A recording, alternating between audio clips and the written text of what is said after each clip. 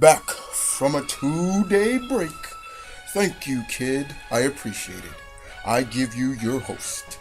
He has said September 25th can't come any sooner, and you people should know what he's talking about. I give you the host, the Mount Vernon Kid.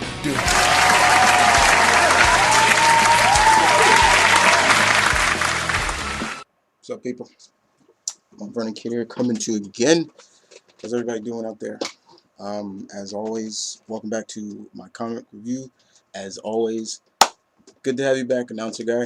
I hope you enjoyed those breaks.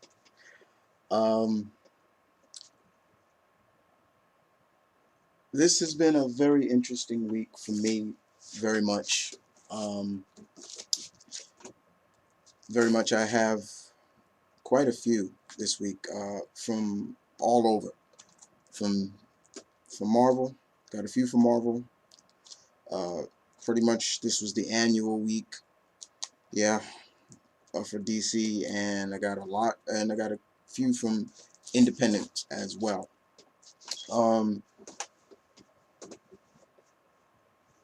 Shout out to everybody out there, peace and love, no problem. But I'm gonna let you know right now, guys, that Hurricane Chris will come out. I have invited him to come out. I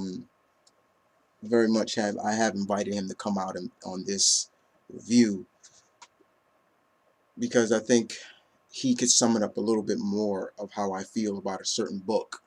Now, if you don't know what book I'm talking about, just watch my mentor's vid, his review, and you'll understand. Because he and I both were big supporters of this book, and to see, matter of fact, I'll wait for it because I'll let him come out. But anyway, let's kick it off in independent. We're gonna kick it off with Dynamite Entertainment, Dynamite Comics. I've been just loving what they've been doing with a lot of the pulp characters, which I always say, jump on board of something from Dynamite. You'll love it, I'm telling you. So we're going to kick it off with none other than Bionic Woman, number 3. I love that cover, just showing Jamie Summers in her action like that. For all who don't know, her bionic parts are mostly in her legs, so her legs are her strongest parts of her body. Okay, so in this issue, Jamie is still on the tail of this organization, trying to get into this organization known as the Mission. And she pretty much infiltrates this wealthy philanthropist who may be a part of it, and she goes in undercover. And when she finds the guy, it's really funny.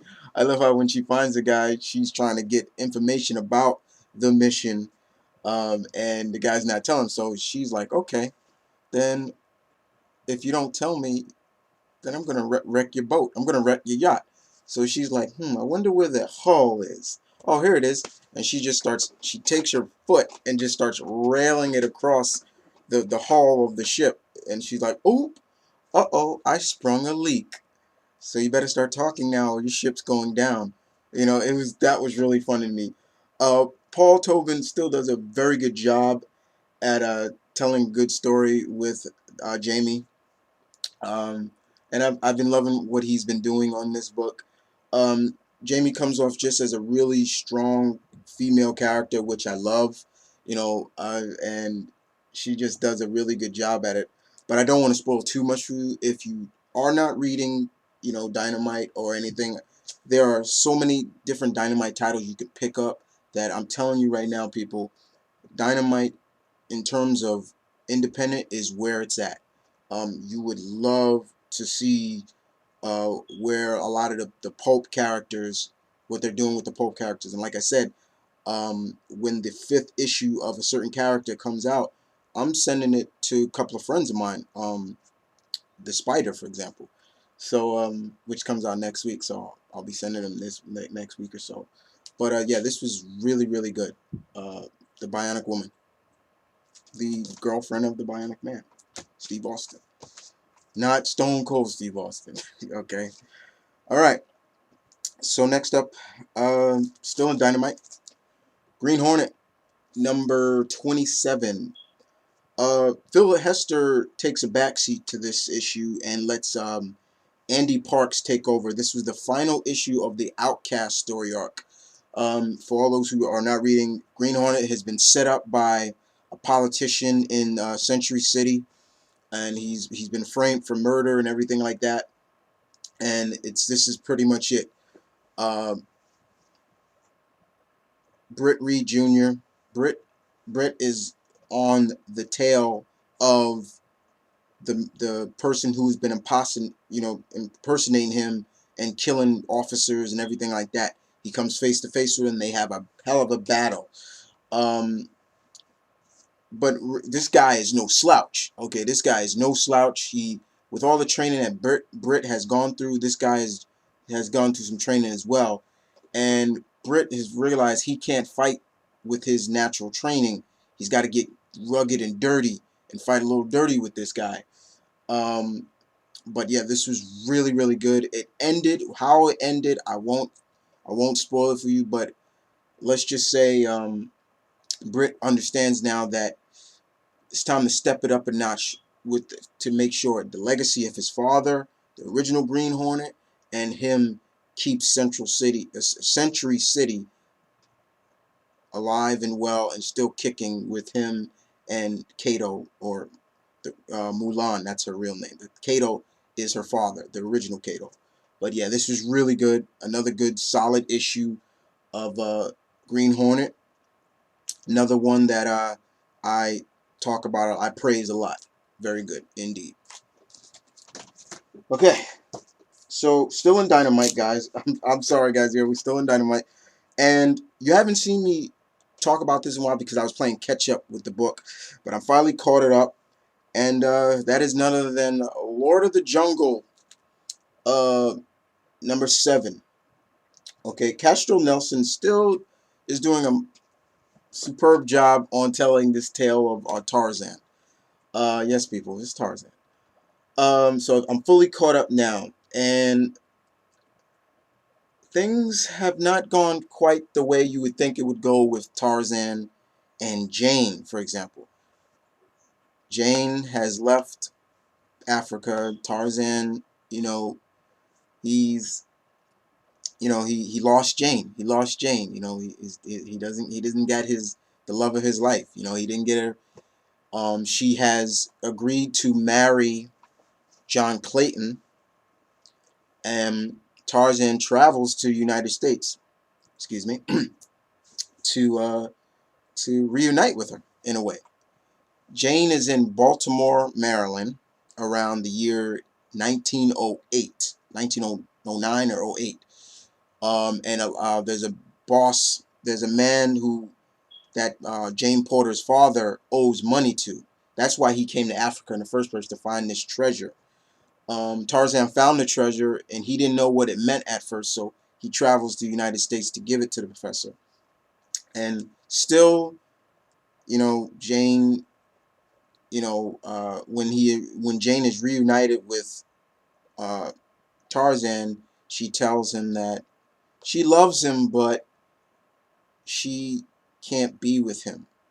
And you look at that and you're like, oh, oh man, because Tarzan's really, he's come a long way. He traveled a long way to find her, and he found her, not just in Baltimore, but then he traveled again to Wisconsin. She was in Wisconsin at Clayton's house, country house, and it's really there, and they meet up again, and But yeah, this issue picks up where what's going on now. Basically, Tarzan he's got a job in Baltimore. He's working on what is he working on? Buildings. He's construction actually, and a lot of people know about him because the newspapers and everybody that call him the Jungle Man, and they know about him, and so he's like, oh, he's enjoying doing what he's doing so he can get back to Africa because he feels like he needs to get back. He has found out that he is the Lord of Greystone, and but John Clayton doesn't believe it. He's like, I won't believe that he's my cousin and everything, and but he kind of lays low. The mobster that owed money to that gave loan money to Jane Porter's father reunites with Tarzan, because Tarzan in a previous issue busted him up and was going to kill him, and he always said, like, we're going to get you back for it. And this is where this issue picks up. But yeah, it was rugged and very intense. Yeah, that cover sums it up. Yeah, Tarzan fights, not in the fight of his life. I would say the mobsters in a fight for their lives, because Tarzan just wipes the floor with most of them. But yeah, it was very good indeed. Castro and Nelson do a very good job as well of telling this good story of the Lord of the Jungle, Tarzan. Good stuff. All right, so off from Dynamite, we move on to IDW. And Snake Eyes and Storm Shadow 16. I got caught up on this book as well. On issue 15, Chuck Dixon still does a fantastic job of telling the story of this, and we get more backstory into, once again, all the training that Storm Shadow and Snake Eyes went through with the Oroshikage and all the different teachers that taught them. But also what Storm Shadow was trying to kill Cobra Commander. He was trying to kill him because Cobra Commander betrayed him and the Oroshikage and everything like that. Lo and behold, one of Storm Shadow's right-hand people, it was a woman who Snake Eyes killed her husband. She was still on the cuff that Snake Eyes is with the Oroshikage, which is not true. Snake Eyes is undercover. He's trying to bury the Oroshikage from the inside. So, but still, it was I don't want to spoil too much for you guys, but it still was a good piece of writing for Chuck Dixon. Like I've always said, Chuck Dixon really seems to know the characters of the G.I. Joe franchise very well, and he tells a very good story with Storm Shadow and Snake Eyes. My favorite Joe of all time, basically. But don't let that cover fool you. Storm Shadow and Snake Eyes don't fight in this at all. Not yet, but still was good. Very much. So yeah, I'm caught up on that as well. Caught up on Lord of the Jungle. So we move from IDW to Valiant, and the only Valiant book. Man, that glare. Sorry about the glare, people. Exo Man of War issue 4.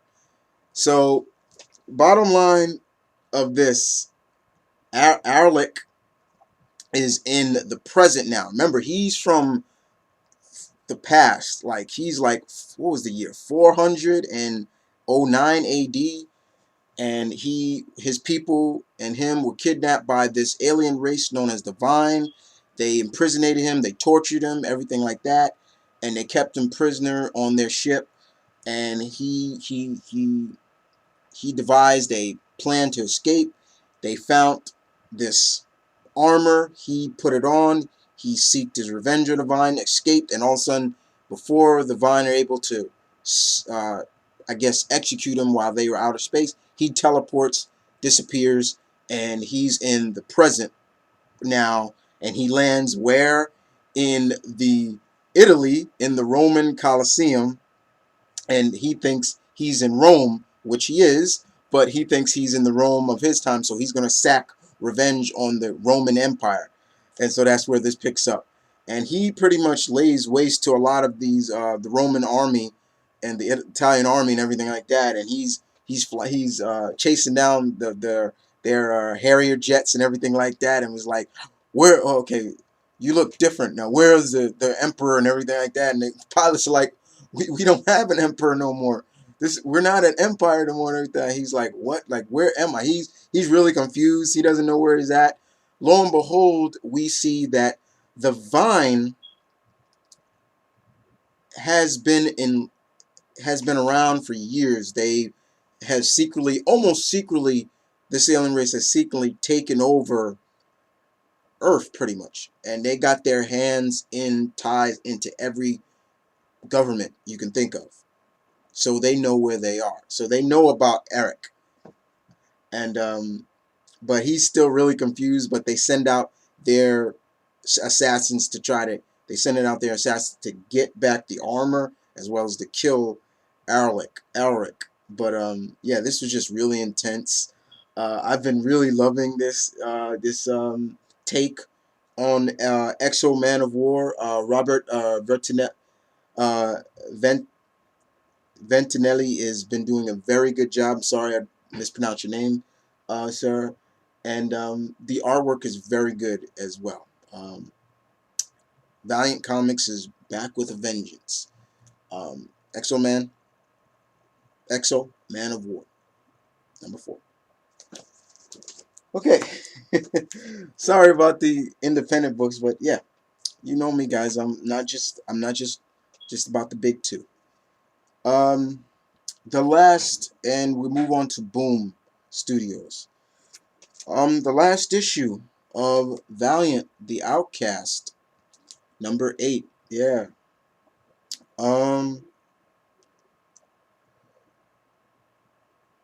I'm a little sad to see this go. Another Boom Studio book that I was reading, and it ends, you know.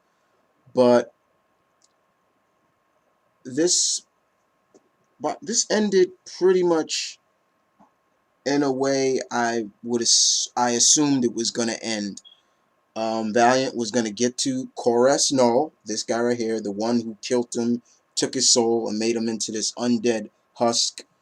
But I figured that was what was gonna happen in this, guys. I figured that um, there was gonna be a big fight, and so to speak. At first, Corlus Null actually hold got control of Valen again, and Valen started to nearly almost turn on his friends. Unfortunately, thanks to his friends, he was able to break the hold that Corlus Null had on him, and there was a fight between the two. Now, the fight to me was a little bit mediocre. I thought it would go a little bit longer than what it did, but it did end the way I thought it was going to end. I'm not going to spoil it too much, guys. I'm sorry. Not a big spoiler. Try not to be. But yeah, what I will say is that did Valen get his revenge? I will say that. But I won't say any more. But yeah, it was a little mediocre, but it was a very good tale, I thought, of what I assumed how the fight was going to end, but I did enjoy it. It wasn't that bad. It's really cool. And yeah. Um yeah. Valen The Outcast, #8, final issue. Very good in my opinion. Alright. Done with done with independent books. Alright, so we'll move on to DC, and then we'll end it with Marvel. Alright. So we'll start off with none other than Aquaman #12. Jeff Johns. You can wait. I'll let you come out soon. I know you heard the name. Sorry, I'm talking to Hurricane. Ivan Reyes. Now, I know a lot of. Now, I have to admit too. I had a couple of friends that were saying, Chris, when you get Aquaman, get the robot chicken.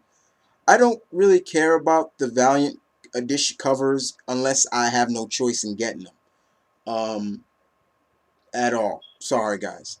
But like my mentor said, I would rather take this cover right here. Sorry about the glare. Of this badass looking cover of the Black Manta on it. That just a very cool cover. Very ominous. Very. Imagine seeing somebody like that coming at you in the dark depths of the water. You know, let's say you're scuba diving, and all of a sudden you seeing this guy come at you, glowing red eyes and everything like that with a spear. That's crazy, right? Uh, um, yeah, this was intense. Very good story. and left you on a cliffhanger that was like, oh man, like now I gotta wait. But yeah, let's face it, Black Manta comes off as badass as he has in the past issues. He has found the hidden weapon that was supposed to go to Arthur, and he's using it. The others have contacted Mira. Mira comes and is really introduced to the others, and I love the interaction between Mira and, oh, I'm forgetting the female that controls the Jaguars and everything like that. That was really good. I love that. That was fun. But I love how Mira broke it down to Arthur when they all arrived to help him out, and it was really intense. I really enjoyed it. Like, Arthur, he's kind of like pushing everybody away. You know, like, I gotta kill Manta. This is my job, not yours. Stay out of it. I'm protecting you. And they're all like, look, we're a team and everything like that. Mira just really breaks it down for him, but in the end, we do get a death. I'm not going to spoil who that is. But once again, it's the ending that's like, oh, come on. Like, now we got to wait. It ended on a cliffhanger. But yeah, we know September is here, but still, we have to wait to this is the month of the 0 issues. And yeah, this was good. Very good indeed. But was it my pick of the DC books that I took out? No, it wasn't. But it was close. Yeah, usually I don't do pick of the weeks, but once again, a pick of the week of DC books, this wasn't it. So we'll move on to the annuals, and well, firstly, and remember, guys, I go in alphabetical order. I'm sorry.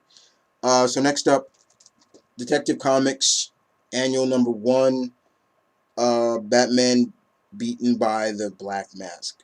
Like, to quote my mentor, doesn't happen. Yes, Tony Daniels, sir, tip my hat to you. This is your bow out to the title of Batman. I'm gonna miss you on this book, sir. You really did a very good job for the first 13 issues. Well, I guess you could say 14, including the annuals, but uh. it was good to see Black Mask in this. Very good. I will say that. Um, and also his like in somewhat battle with another in the Rogues Gallery of Batmans, which I won't spoil. Um, thank you very much. Which I won't spoil too much, guys. But it was very, very good to see this story. It was just a really much, in my opinion, a very good story of cat and mouse in a way. That's how I looked at it, of the Black Mask and Bruce. Bruce, we are introduced to maybe some new people, like a guy called Man Bull or something like that. But let's just face it like this: Batman is not beaten by Black Mask. It was really good. It was good to see, you know,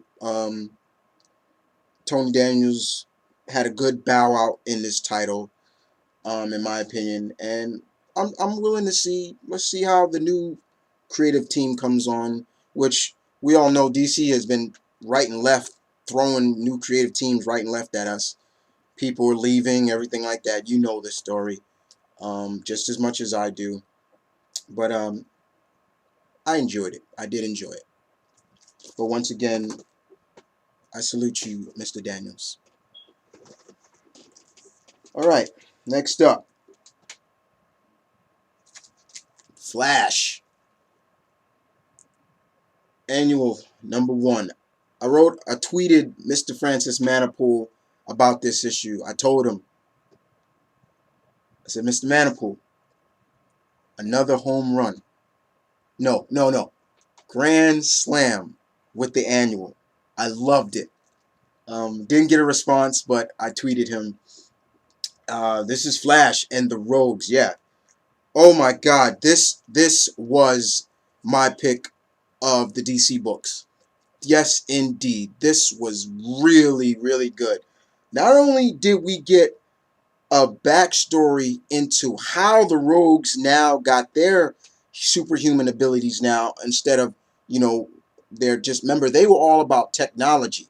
They had tech to battle the Flash. But you really, really, I don't care if you are not a fan of the villains, you felt for the villains and you felt for the Rogues. All of them. Every last one of them. Every last one of them, when they got their powers, it was like, oh my God, like, oh man, like, I tell you the people I felt for the most. Captain Cold. I felt for Mirror Master. I felt for Glider. I felt for Heat Wave. People like that, I felt for because of what happened to them. And yeah, it was intense. Flash had to battle pretty much all his rogues. Not everybody, but majority of them. Like I said, like my mentor said, Gabi said, Captain Boomerang wasn't there. But everybody else was there. And yeah, it was intense. It was really good. Um, Barry had to really think on his toes when he was fighting them. It was really intense. I loved it. Um, and it ended with, oh my God, did it end so freaking well that it had, when that ending came, my jaw was like, what? I'm not going to spoil what happened, people. It's going to pick up in issue number 13. But Francis Manipool, sir, I salute you as well. You have been doing a fantastic job right and left with the Flash. I don't care what anybody says about, oh, it's not better than Jeff Johns' run. Bullshit. Bullshit. Okay? This is, if you're not on board with Flash, get on board with, because this has been really good. I'm not going to spoil what happened at the end. It was just, it was good. Very good. I enjoyed it so much. And to all those who did, fist bump. Bam. This was good. This was really good. Very good stuff. That was my pick of the DC books. All right. Now, we move on to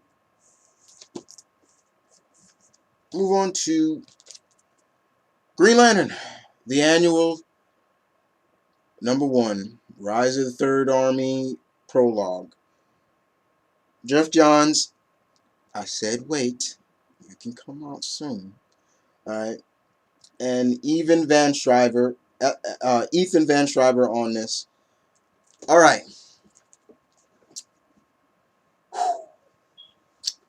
Without spoiling too much, Hal has been it starts off with Hal buried alive, beaten, black-eyed, and everything.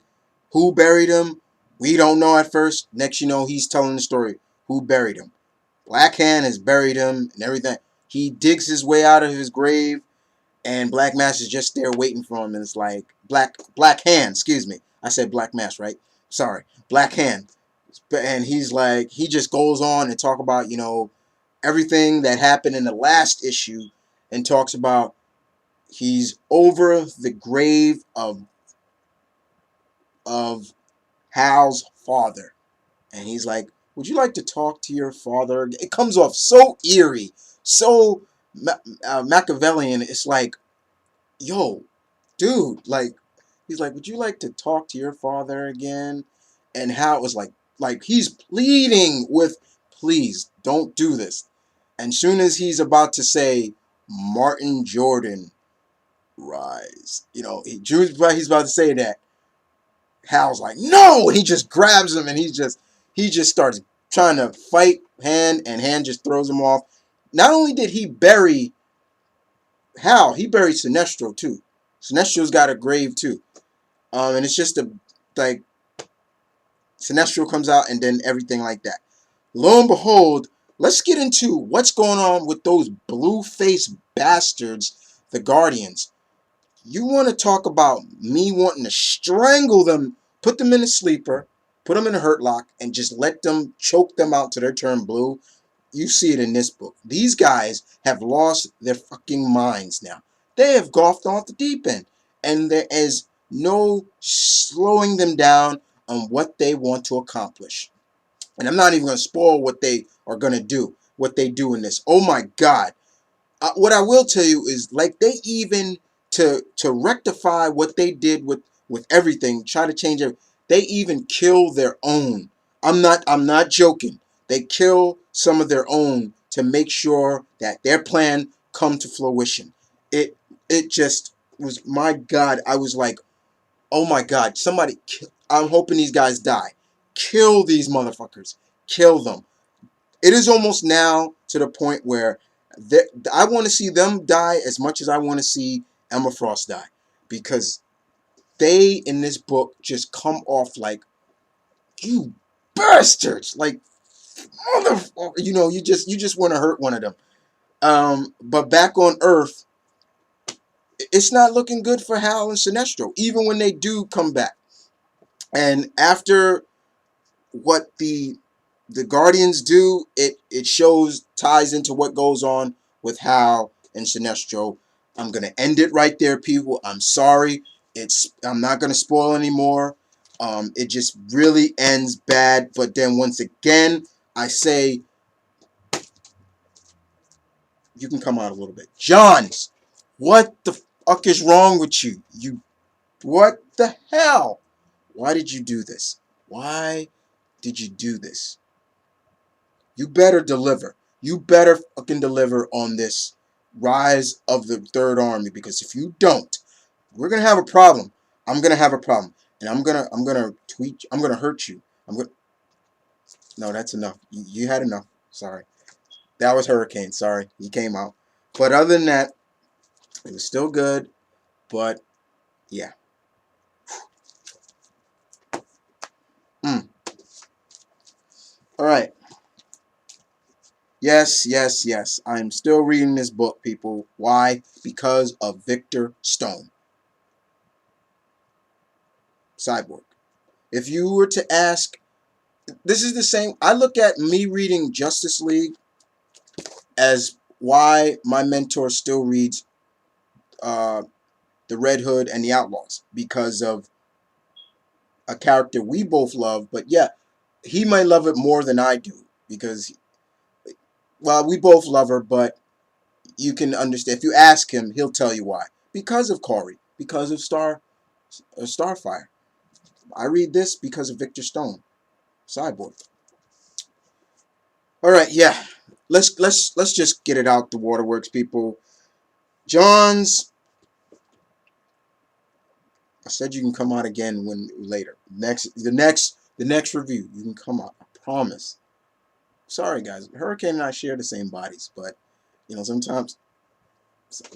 sometimes he wants to come out a lot, so he's trying to come out now. But Johns and Lee. All right. Lee's artwork, superb. Yes. All right. Let's get right to it. Okay. Let's forget what happened with the bad guy. Okay. Let's just. What I will tell you is what happens. I'm going to spoil the hell out of this book. Sorry, guys. Hal leaves the team. Yes, he leaves the team because of what happened last issue. Let's talk about the kiss that has blew up the internet web and everything like that. Fans going crazy. I don't like it. Blah, blah, blah. This shouldn't happen. I feel what you guys are saying, but then I looked at another. I try to look at another side of it. I was on Comic Vine and I was reading an article about this. One of the G-Men, he wrote an article about it. We got to remember that these are not the same heroes from the DC universe before. So you kind of let that slide. But when reading this story, reading why they kissed, and because of something that Hal and Diana and Superman said, they still, no matter what, they still feel alone in this world. They're not like the others. And I looked at that and I said to myself, Clark is not like others. Superman's not like others. He probably will never age. Because even Diana says it. You're strong and everything like that. You're almost like a god yourself, but you're not like Zeus and everything like that. And she even started going, do you ever feel alone? Superman said it all the time. All the time. And it was almost like that kind of made them connect. And that's where the kiss comes. And I'm looking at it once again, I'm like, maybe. Okay, maybe. Maybe. I might understand, but I get where other people are coming from. But then I'm looking at it from both points of view, and I can understand where people come from. And that's about it. That's the biggest thing that happens in this book. But we do get to see we get to see another bitch, Amanda Waller, at the end of the book, and it was like, oh boy, what's she doing here? But yeah, mainly it's just a kiss. And we get to see what's to come for the Justice League. I'm gonna spoil the hell out of it. You know what? Fuck it. Like I said, spoil it. Here we go. Here's what's to come at the end of. We do get some intel of something happened between Barbara Minerva, aka the Cheetah, but I'm not really sure. But here's what's to come with the second wave, the second year of Justice League. Something to do right here. Here we go. Something to do with Cheetah. Looks like Atlantis is going to attack for some reason. We're going to get another fight between Superman and Shazam. Um, I think there's a traitor amongst the Justice League. And of course, coming in 13, something to do with Pandora. This, and of course we know the big talk. This. All right. Sorry I spoiled that, but hey, what the hell? All right. Justice League. All right. Matter of fact, I'm not even. You know what? Let me do the annual before that. All right. Superman annual #1. We'll do this real quick. The Man of Steel faces alien extinction. So it's Superman fighting Hellspawn once again. Uh, Fabian Nacisa's artwork is cool, but he makes Superman look way too young. I'm talking way too young, and I'm like, whoa! Like he looks damn near Superboy. But yeah, it's a battle between um, it's a battle between, once again, another battle between Hellspawn and Superman. Hellspawn has sent some of his people out to not only go after Superman, but go after the other aliens on Earth. I'm talking about Martian, Starfire, people like that. Superman interacts with a lot of people in this, talking about Cold Cash, Grifter, people like that. It was just a really intense story arc, but once again, it leaves Superman like, you know, in a bit of a doubt of, can I really beat Hellspawn? Because that's how this issue ended, and kind of throughout the whole book, it kind of went about doing that, and then it also went about kind of showed Hellspawn's origin, as well as something about Hellspawn might know a little bit more about Jor-El. That's basically much it. Okay. Who wrote this? Read the type. Who, you could see that. You see it. That's who wrote it. There you go. It was okay. Not bad.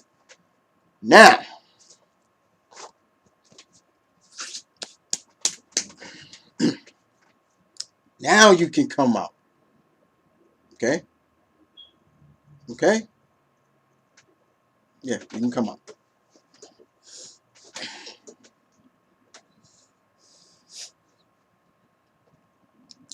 What's up, guys?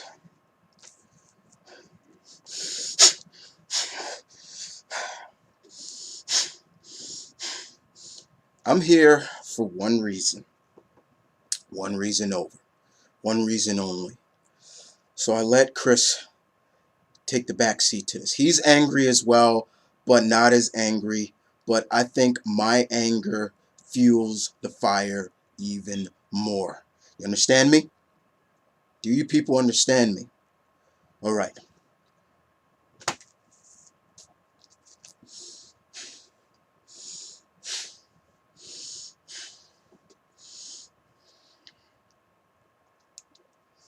Justice League International, Annual Number 1.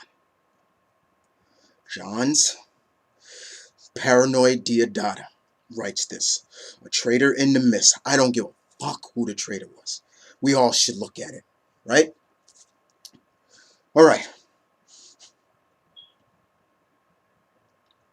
First of all, why wasn't Dan Jurgens on this book? Number 1. John's Diodata. What the fuck was this? Huh? What the hell was this? I spent $5. I don't care if it's only $5 or not. I spent $5 on this book. For what reason? Let's not even get into the story. The story sucked. Okay? Let's put it like that. It sucked. I was very, very angry and disappointed at this. You tell me that after that last issue, the league gets a whole new headquarters, making it look like the league is gonna continue. They're gonna continue the good fight, and we get a load of bullshit in this issue. We get a, you know what, Johns? Let me put it like this. I'm starting now to believe what everybody have been saying about you. You were so envious of this league getting more thumbs up and more of applause and plus of what your book, the big boys, were doing with what the kind of, I wouldn't say B-listers, I would say maybe mid-carders, using wrestling terms here, mid-carders were doing in a sense. Not with your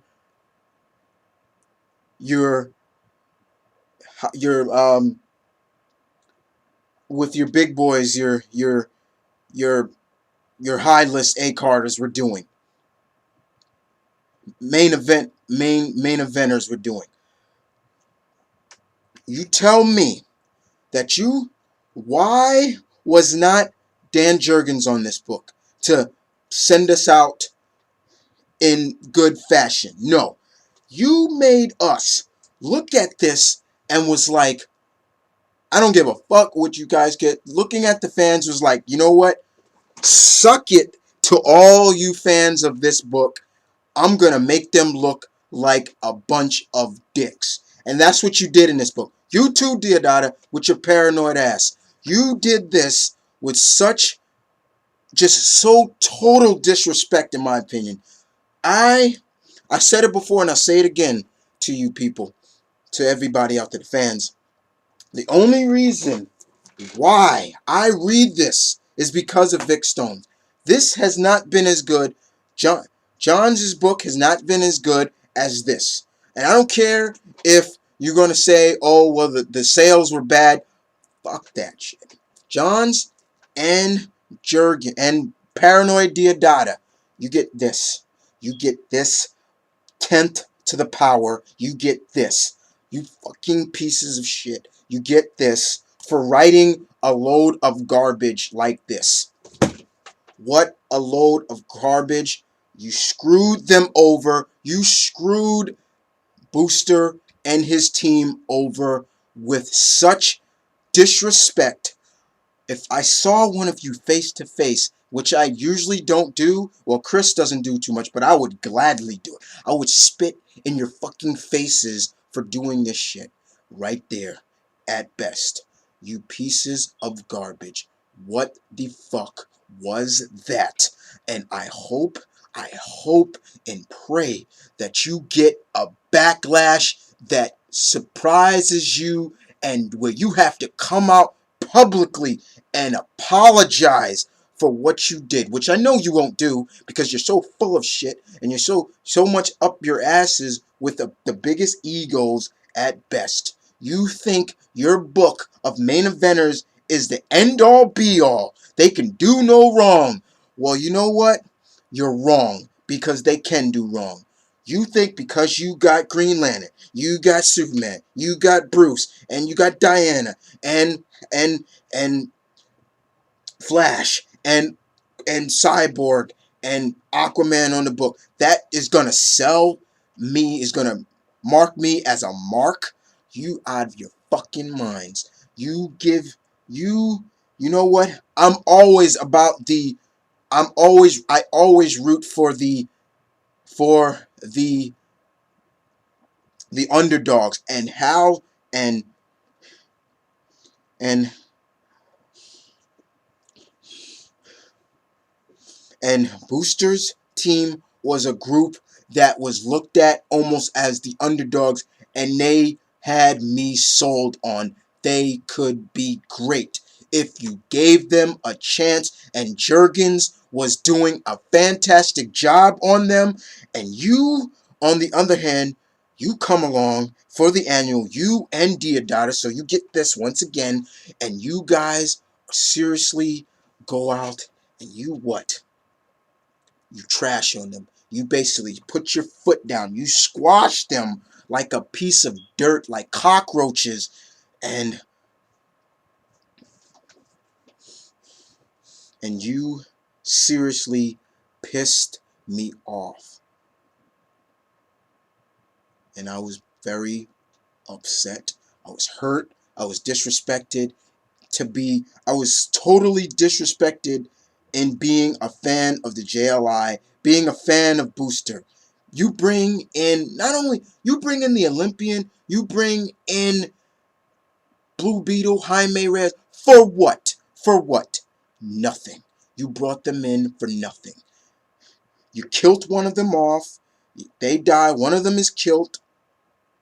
You put two of them in a coma in the hospital. One of them may not even walk now. And you did it for what reason? We all have speculations, and my speculations was because of your jealous ass, because you were envious of what Jurgens' book was doing, because his book was getting more praise, because of the fact that people were looking at his team better than yours, and you did it out of what? Despite that, you couldn't have been happy because your ass is all around. Jurgens ain't even doing as much books as you. You are almost in 15% of almost the entire 52 lineup.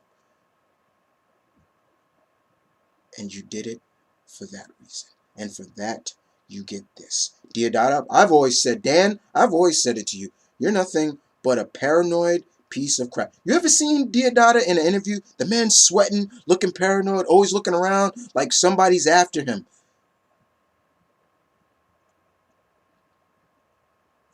I'll end it at that. So you can take back over, Chris. Because if I'm not, we're going to get heat on this. I'm telling you right now. So you're going to get heat. We're going to get heat for all those Justice League and John's fans out there. They're going to get heat. We're going to get heat from this. I won't be surprised if we get a bunch of negative reviews on this. But other than that, I'm leaving it over to you, dude. Just do your thing. But right now, I speak for both of us when we say Buck Johns, I'd spit in his face, I'd spit in Deodato's face for what they did. So you take back over.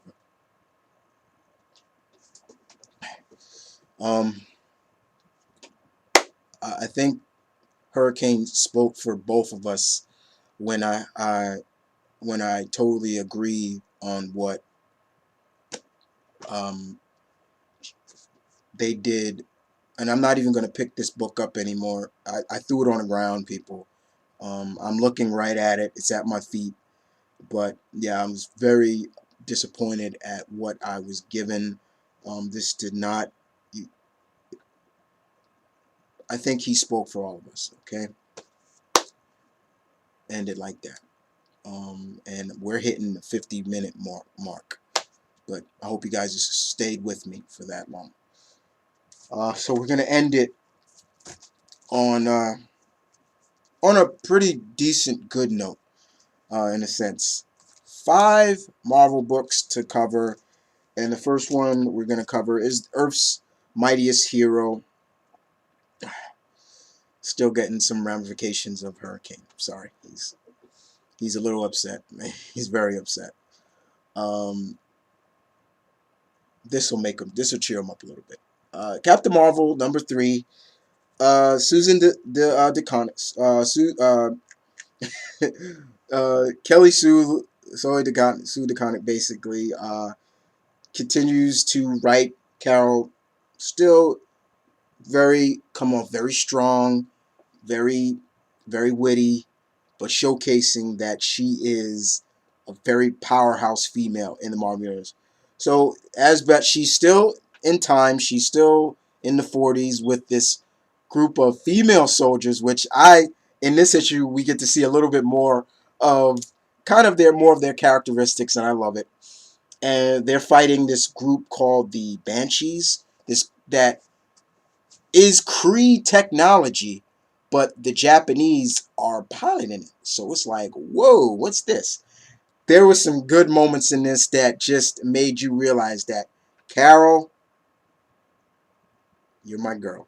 You're my girl, because she just I love that scene where she talks to the Japanese pilot and she just tells this pilot, like, I'm gonna just put, like, almost to bring it. Just bring it. Bring whatever you got, and we're gonna bury you. That was pretty much my fault. I love the interaction of the other soldiers. They're starting to realize, okay, what are you, Carol? Like, they're like, Captain, with all due respect, what are you? Because they recognize her as a captain, and they're like, what are you, Captain? Are you alien? Or she gives a little bit of her backstory of how she gained her powers. We all should know her basis of her powers. But I will agree. Was this better than the second issue? Yes. Was it better than the first issue? No. But was it good? Yes. I tweeted Miss DeConnick once again. I said it to her. It was pretty bold of her to go right from the get-go into time travel. She wrote back to me and said, well, that wasn't what my editor said to me. That's not what my editor said. Bold wasn't the word he used. And I was like, really? What was it? And then she wrote back to me what it was. I forget what she said. I favorited the tweets that she said, but yeah, this was really good. I enjoyed it. It left us with uh, Carol just standing there, locked and loaded, like, come on, let's go, let's do this, like, just the way I want to see Carol in a book. Strong, fierce, bold. Yes, yeah, I'll throw in the beauty, but I love my women strong, and we see Carol come off very strong in this book. Very good. Thumbs up. All right, so we move on to being very strong and we move from being the true-blooded hero to the thief. Thief. Gambit, #2. Amos and Man's artwork is very good. So the last issue we left off was Gambit stole an artifact from this billionaire and this artifact literally activated when he got back to his apartment, activated and burrowed itself into him. And now Gambit is like, okay, I got to get this thing out of me. I don't know what it is. Got to get it out of me. He's asking for help from all the people he knows, not the X-Men or anybody like that, people outside of the X-Men. They can't do a thing. So he needs to go back and try to figure out what the heck this is. He tries to research what this thing is, and he goes to the museum, a museum of history in Washington. He tries to get in there. Lo and behold, the female that he met in the first issue is a thief as well, and the two thieves meet, and there's a battle between them. No honor among thieves. And Gambit, he says a lot of things in it that's really funny about how he should be wearing his traditional trench coat, but he's not. Especially when he's flipping through sensitive laser beams and everything like that. Um, the female, she doesn't tell her name. She doesn't tell Gambit her name, and she's still like, she tells him that the thing inside of him, there's two, and she's looking for the other one. And she wants to get the thing out of him as well.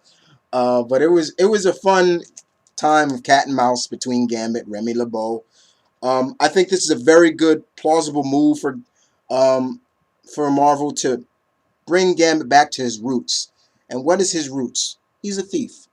Let him be. Let him do his thing. And yeah, we get to see that very well. It ends pretty much with the two thieves teaming up. I'll spoil that for you, and them trying to figure out what this thing is that's in Gambit. And we're starting to see there is some ramifications of it, because when Gambit was doing some things, he was like almost in pain from it, really much pain. It's almost like it's sapping his strength or so. Yeah, but yeah, this was still fun, very fun indeed. All right, next up, I've caught back up on Journey into Mystery this is number 642. This is the story arc, I think, that's going to end it all for the Thor before Thor's to Marvel now. This is Everything Burns, part 1 of 6. Once again, show some love. Happy 50th anniversary, 50 years of Thunder for Thor as well. Like I said, Spidey wasn't the only one celebrating his 50th anniversary. Thor was too. Congratulations to the God of Thunder. Yeah. Let's just put it like this without spoiling too much. Everything that Loki has been doing since the past issues has now come face to face, has come into fruition. And he has told his big brother Thor about it. And lo and behold, the other Asgardians are not happy about it. And it comes, and whew, that's all I'm going to say. I'm sorry. Just not going to. Everything Loki has done has now hit everybody in the face. And it's hit Loki with a big slap in the face of saying, all he can say is, I was only trying to help. I was only trying to help. Thor, his reply, even when you try to do good, you're just mischievous. It's just like, but still, Loki is still Thor's brother, and Thor, no matter what, is going to protect his brother from anybody. And I mean anybody. Not only that, let's just put it like that. The Vandenheim has struck a deal with Surtur, and ain't looking good. Not indeed. Journey into the Mystery, number 642. Very good stuff. All right. And we are almost, yes, we are about to hit 1 hour. Sorry, guys, I didn't mean to go, but I had a lot to say about you know what. Well, I should say Hurricane did. Well, Hurricane is, we're together. We share the body, so yeah. But if you stuck around this long, thank you. All right, so we kick it off with Winter Soldier. Brubaker, it's going to be very hard, Mr. Brubaker, to see you leave this book as well. But I realize that, yes, you want to move on to more independent books and things like that. I salute you and I wish you nothing but the best. As I tweeted you before. So the agent that um, Bucky has trained, his name is Novavic. Norvavic. I hope I'm pronouncing the name right. Has brainwashed Natasha into her pre-Russian agent form when she was the ballerina. Now, if you don't know what that, go back to read um, uh, Natasha's backstory, and you'll see what I'm talking about. So she's brainwashed and thinking she's that agent again, and it's just to piss Bucky off anymore, James off, and James is going out of his mind to look for his girl. That's his lover. You know, Natasha and James Bucky are a couple. They're lovers, and it's just to make Bucky more paranoid and catch him off guard. We get another good fight, but also a fight between Natasha and Bucky. And Bucky's just trying to reason with her. Natasha, this is not who you are. Stop it, please. Like, he doesn't want to hurt her, but she's like, please, like, she's not going to deal with that. Shield gets involved, and even she's like, does Shield even train you agents anymore? She's talking to Stillwell about that. Stillwell, excuse me. Um, it's very, very intense in this. Not going to spoil too much. Did Natasha return back to normal? Don't want to spoil that. You just got to find out for yourself if you read Winter Soldier. That's all. But it was still good. But Mr. Brubaker, I'm going to miss you on this book very much when you leave. I know your issue. When's the last issue? I think the last issue you deliver is 16, I think. But it's going to be really good. It's going to be really sad to see you leave. All right. And we're going to end this on a good note, because this was a really good, very solid issue. I really enjoyed it. It made me laugh. It made me almost to the point feel for some of the characters. Wolverine and X-Men number 15. Aaron's Moline is the artist on this book. That cover is very cool, nostalgic cover. I love covers like that. Showcase, the team just coming at you. I love that. Never gets old. It never gets old. It never gets old. This issue picks up right after picks up after the events of the last issue, round 10 of Avengers X-Men. The team, it's like they're just trying to get some kind of normalization with all the craziness that's going on, especially on Wolverine's end. This was really, really good. I really enjoyed this.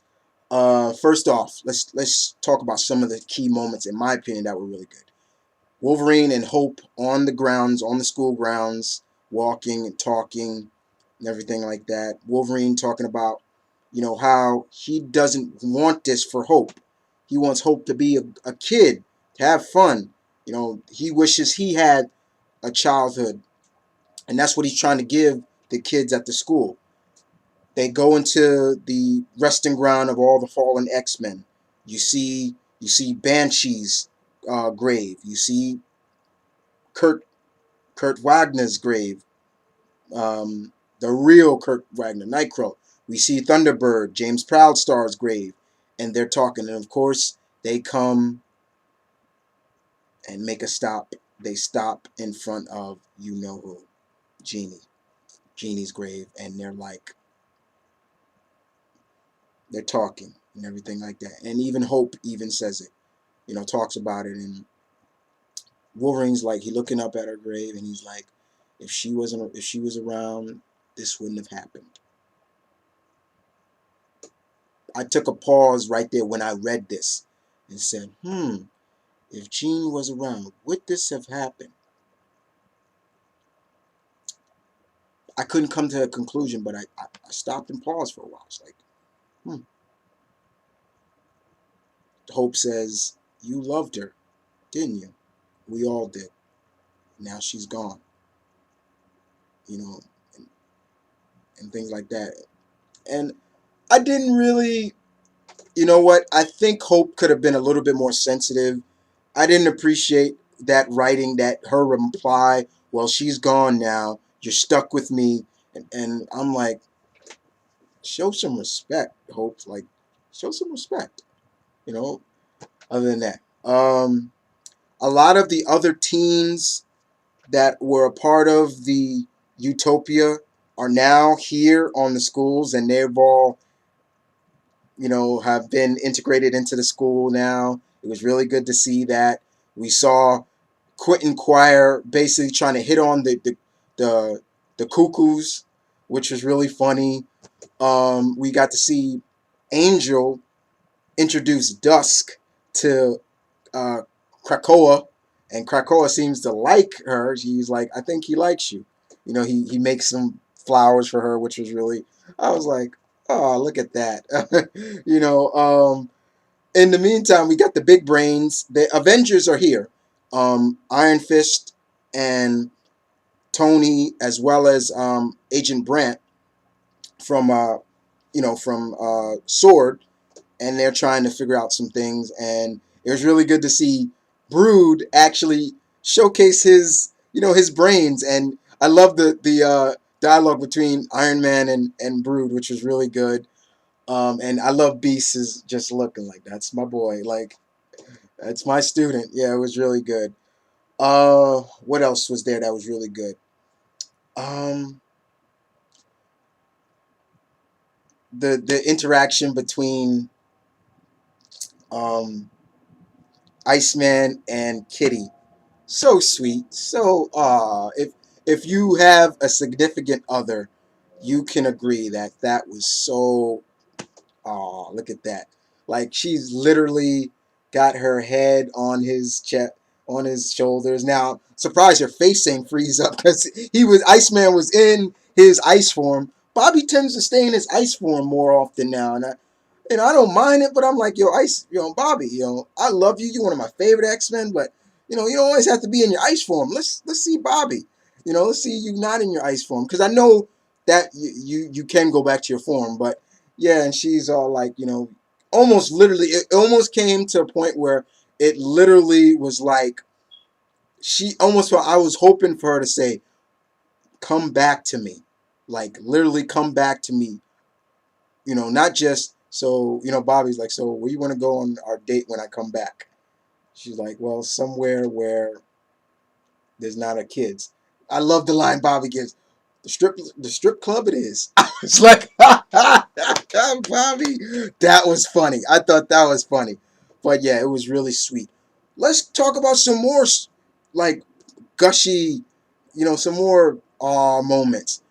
It seems that over the time Aaron's has been writing this, we've been seeing that Toad, yes, Toad, of who is the janitor of the school, has a crush on Paige Guthrie, Cannonball's sister Husk, and he takes her down into these tunnels where he talks about where this is where he goes to feed Krakoa and everything like that. And he's like, let's go this way. And then he's like, usually I just walk up the walls on it, no problem. But then he's like, oh yeah, I forgot, you can't do that. Like, and he's like, I wanted to take you somewhere sweet, Paige. And I'm like, look at, go Toad, go Mortimer. I'm like, go Mortimer. This is thumbs up to Aaron for writing this. And she's like, oh, Mortimer, don't cry. Like, don't cry. Wait a minute. And you forget, Husk's mutant abilities, like, she can rip her excess skin off and it'll have, like, any qualities of what she's thinking of or something like that. Like, if she wants to be almost like Colossus, she rips her skin off. She'll have the steel skin. So next she's like, wait a minute, Warner. Let me slip into something more comfortable. Rips it off. She's got the toad-like skin like him, and they walk up the wall, hand and all.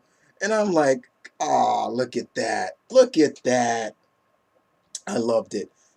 The dialogue between Professor Xavier and Rachel Summers, good stuff. Then between Quentin Guerra and Professor Xavier, good stuff. Then of course the dialogue between Gladiator and his son.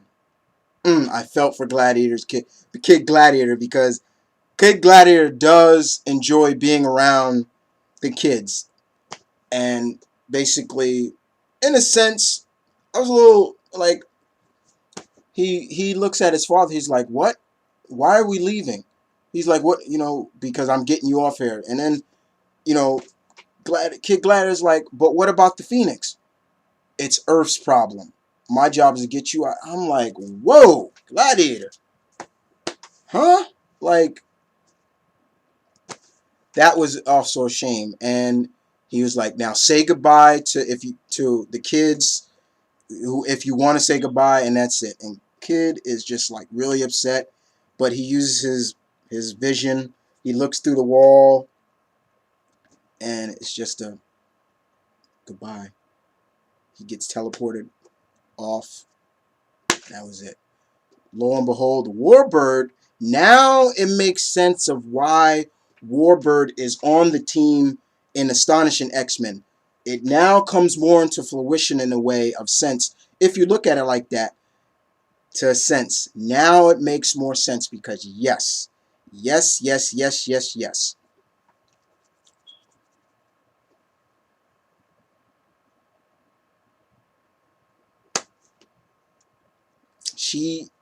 Gladiator tells Warbird that your duties are done. You can go about your business. You're no longer required to protect and everything like that. And she's like, "My lord, did I do something wrong? What did I do wrong? Let me rectify." You didn't do anything wrong. Your heart is somewhere else. And I'm like, okay. Now this is coming to fruition. Why in Astonishing X-Men she is on the team. Think about it. So now it makes a little bit of sense. But that was an issue 15. Really was good. We saw the first graduate of the school. It was obvious. I'm not gonna spoil who. You should know who it is. But yeah, it was very, very intense. Very good. Just a very good tale of just like some downtime with all this craziness going on. And you know what made it even more appealing to it was Beast. The final page. Really. Matter of fact, let me show it to you. And I know I've been hitting that hour mark, but please, I hope you guys stayed with me. Once again, let me show you that page. That final page really was well, it wasn't the final page, but it was the very second to final page that really